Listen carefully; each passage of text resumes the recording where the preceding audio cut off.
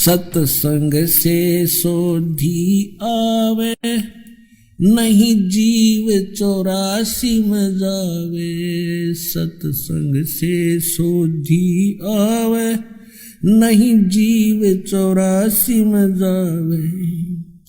अब मेटो द्वेष और राग, हो राग या उम्र बतेरी जाली। अब मेटो द्वेष और राग, हो राग या उम्र बतेरी जाली। तो ऐसे द्रौपदी ने एक कपड़ा दिया था और परमात्मा ने आशीर्वाद दे दिया था, बेटी आज तने मेरा पर्दा बचाया है, मेरी इज्जत रखी है। क्योंकि वो साधु था, जल में खड़ा था, नहा रहा था, अंधा था और कपड़ा कोई था नहीं तन पर, ओनली एक लंगोट रखता था पर्दे पर, एक लंगोट, कोई कपड़ा नहीं था। गर्मी के मौसम थे, गंगा में नाव था।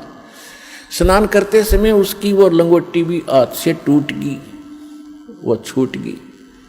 वो नी वस्त्र नंगा खड़ा था दरिया में और उससे थोड़ी सी दूरी पर जिधर से जल आ रहा था, ऊपर की साइड में एक जनाना घाट बना हुआ था बहनों के नहाने का।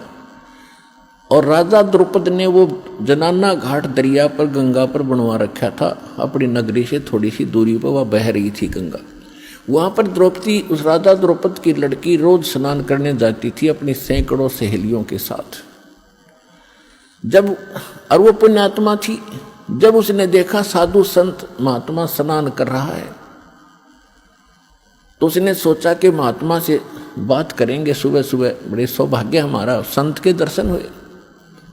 कहते हैं साधु दर्शन राम का मुख पर बसे सुहाग, और दर्शुनी को होत है जिनके पूर्ण भाग। साधु दर्शन राम का साहिब आवे याद, और लेखे में वही समय बाकी का समय बर्बाद। फिर उसने सोचा कि संत नहा रहे हैं, मैं भी नहा लेती हूँ, फिर स्वच्छ होकर बात करेंगे। वो स्नान करके आधा घंटा में बाहर आई घाट से, क्या देखा कि महात्मा तो फिर भी जल में ही खड़े हैं। वो बाहर इसलिए नहीं आए कि मैं अंधा हूँ और नी वस्त्र हो गया नंगा, और लड़कियां की आवाज़ सुनने लगी। तो पहले इतने पानी में था और गहरे में चला गया इतने में कि कहीं बहन बेटियों के सामने मैं नी वस्त्र नजर ना आऊं, शर्म का मारे। अब वो कुछ नहा नहीं रहा था, वो ऐसे हाथ मार रहा था। वो सोच रहा था कोई कपड़ा बहता हुआ आ जाए, मैं लपेट कर बाहर निकलूं। द्रौपदी ने देखा आधा घंटा हो गया, संत नहा नहीं रहा, कुछ खोज रहा है। फिर उसने देखा अपने ध्यान से कि महात्मा तो नी वस्त्र है, ये वस्त्र बिना आवेगा नहीं, बाहर कोई वस्तु पटड़ी पे है नहीं, ये सारा दिन खड़ा रहेगा, रात को निकलेगा, गल जाएगा भूखा प्यासा। तो लड़की ने आओ देखा ना ताओ अपनी साड़ी पाड़ी। राजा की लड़की की कितनी कॉस्टली साड़ी होती है, कीमती साड़ी, कपड़ा होगा विचार कर लेना। और उसने उस इतनी कीमती साड़ी और संत के लिए पाड़ कर डाल दी। एक लकीर, एक बिलहात की, यानी 9 इंच लगभग, कोपीन आकार की, और पाड़ के और 3 फुट चौड़ी लंबी पानी में डाल दी। बहता हुआ वह साथ से निकल गई, लेकिन महात्मा ने दिखाई नहीं था, लीला थी उनकी, और निकल गई। 7-8 बार ऐसी साड़ी पाड़ पाड़ के, एक बिलहात यानी 9-9 इंच 7-8 बार पाड़ के डाल दी, लेकिन साधु के हाथ नहीं लगी, वो साइड से निकल जाती थी, उसको दिखाई नहीं देता था। तो यह लीला भी भगवान कर रहे थे कि इसके कर्म बनाऊं, इसके कर्म बने या इसका एक कैर टूटेगा, वो बचे क्यों करे इस बेटी का। अब देखो पुण्यात्मा, लोभ लालच करे तो ऐसा करे, बेईमाना करे तो ऐसा करे। उसके साथ और भी सहेली थी, नौकरानियां थी।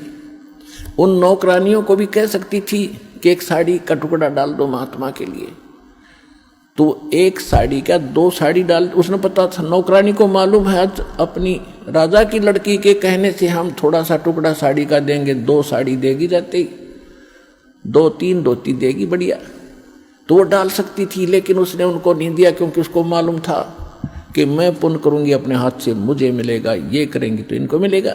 इतना अध्यात्म ज्ञान उन बच्चों को उसमें दिया जाता था। मैं रोटी खाऊंगी मेरा पेट भरेगा, ये खाएगी इसका भरेगा। तो उसने ये बेईमाना लालच करा, तो लोभ करे तो ऐसे करे, दान धर्म करने का स्वयं करे, अपने डट के करे और सेवा करने का। तो इसी प्रकार जब उसने 7-8 को पीन के ऐसे डाल दी, नहीं हाथ लगी, फिर उन्हें सोचा निकट न्यों नहीं जावे थी कि कहीं महात्मा को आभास ना हो जाए कि लड़की है ये जो कपड़ा डाल रही निकट आएगी, तो कहीं ये आगे को ना सरक जा दरिया की तरफ और बह जावे, मर जावे, यो तेज धार में बह के। बोल इसलिए नहीं रही थी, इसलिए उसने एक लंबी लकड़ी उठाई जंगल से, उसके फिर एक और टुकड़ा पाड़ा, फाड़ के उसके लपेटा और धीरे धीरे साधु संत के हाथ के निकट कर दिया जहां वो ऐसे हाथ मार रहा था। जब उसके हाथ लगा उसने तुरंत उसको पकड़ा मजबूती से।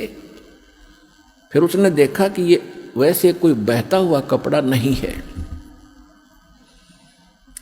ये तो स्पेशल साइज पाड़ कर साड़ी का दिया हुआ है और बेटी भी आस पास ही होगी। वो तो अंतर्यामी थे, लेकिन लीला जो भगवान करते हैं, जैसे 120 वर्ष धानक रूप में, जुलाई रूप में काशी में रहेगी, कोई आज तक नहीं समझ पाया वो भगवान थे।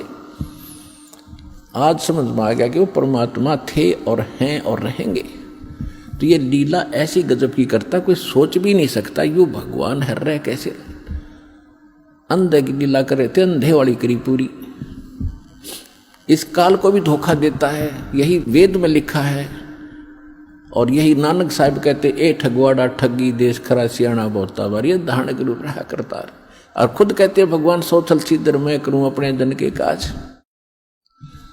तो द्रौपदी जब उसने वो टुकड़ा लिया, देखा कि हाँ ये तो किसी लड़की बेटी ने दिया है, तो कहा बेटी आज तैने मेरी इज्जत रखी है, भगवान तेरी इज्जत रखेगा और तुझे बहुत ज्यादा दे। अब उसका वचन कैसे टले, तो सुपात्र को दिया दान।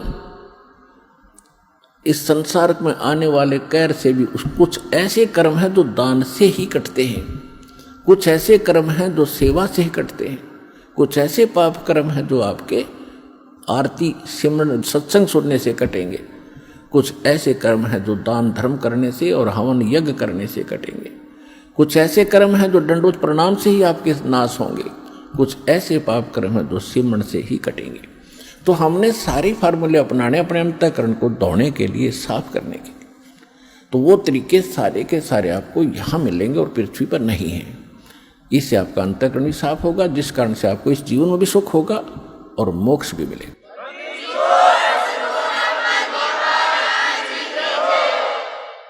अब द्रौपदी का विवाह हो गया अर्जुन से और पांडव हार गए जुए में, और द्रौपदी को नंगा करने का प्रकरण आपने खूब सुना।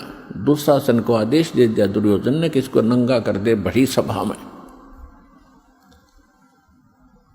और इसका चीर उतार दे, हम अंधे हैं। द्रौपदी ने एक कुवचन कहा था, जिसमें राजा युधिष्ठिर ने एक शीश महल बनाया था शीशे का, और दुर्योधन को न्योता दिया था भोजन के लिए। ये गया तो इसकी टक्कर लगी शीशे में, दिखा कौन, यू गिर गया। द्रौपदी आई थी पानी लेकर के सिर पे मटका भर के, और हंसती हुई कहने लगी कि अंधों की संतान अंधी ही होती है। उसने एज ए भाभी अपने देवर को एक मजाक कर दिया, और कहते हैं दुर्योधन दुष्ट आत्मा था, उसका इतना दुख मान गया कि इसको सबक सिखाऊंगा कि इसने कैसे कह दिया मेरे साथ ऐसा मजाक, अभद्र मजाक किया है। अपने आत्माओं परमात्मा कहते हैं साधु सोना और सजन, संत भगत सोना और सजन पुरुष टूट जोड़े 100 बार, और दुर्जन और पाका कलश एक के धक दरार। जैसे मटका होता है पका हुआ, उसको थोड़ा सा झटका लग गया, उसमें दरार आ जाएगी, क्रैक हो गया, वो दोबारा नहीं मिल सकता, 100 प्रयत्न कर लो, अलग ही पहचान रहेगी। इसी प्रकार दुष्ट व्यक्ति एक बार थोड़ा सा भी कोई बात होगी, वो कभी वैसा नहीं हो सकता, वो अपना कुबद मन में जरूर रखेगा, बकवाद करे बिना रह नहीं, उसमें इतना दोष होता है।